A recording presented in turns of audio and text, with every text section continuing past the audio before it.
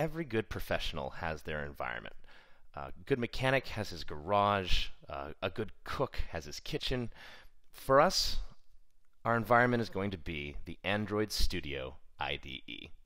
Android Studio and Eclipse are pretty much the main development environments that people use for creating Android applications. Android Studio is based on IntelliJ's engine, which is just loaded with tons of really awesome features. There's a lot of smart editing. You're going to find that code gets completed for you. It has a really amazing layout editor, so you can actually see what something is going to look like before you actually put it on a device. It has all these template-based kind of wizards to basically set you up halfway into what you want your application to be.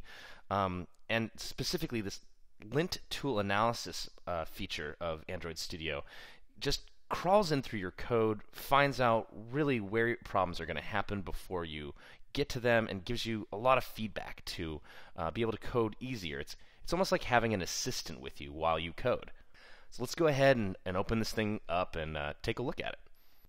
So you normally would just drag Android Studio to your applications folder.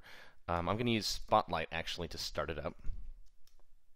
Now, if you're a Windows user, everything that you see here, there's going to be an equivalent. The only difference is that when I am using this particular key, which is the Command key, you're probably going to be using the Windows key. Otherwise, most of the shortcuts are going to be very similar, but we're going to use OS X for the duration of our exposure. The first thing we have to do is actually get our brand new Android Studio IDE to be set up to use the Android SDK effectively. So before we open up anything, we're going to click on Configure. Under Configure, there's this little guy here called the SDK Manager. If you click that, what you're going to get is this interface that basically allows you to configure what of the SDK is installed on your machine.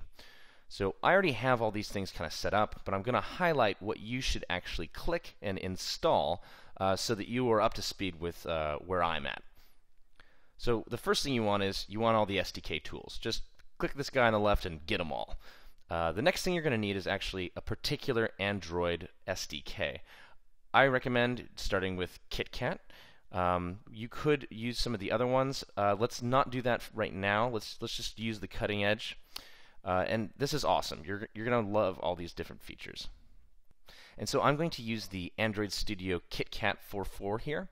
And again, click right here, get all of the different pieces for that particular folder.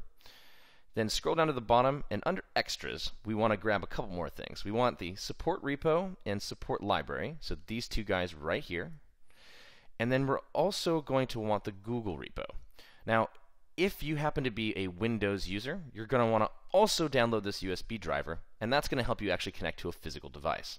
However, if you're using OS X, we don't need that one. So here we go. We would just click Install. I'm not actually going to go through with this, but just to show you, if you click here and you click Accept License and Install, it will then install all of the particular components that you don't have yet, and that's actually going to take a while. So if you want to go and get a cup of coffee, maybe some tea, enjoy outside for a while, it'll take a bit to download, and then we'll be right back.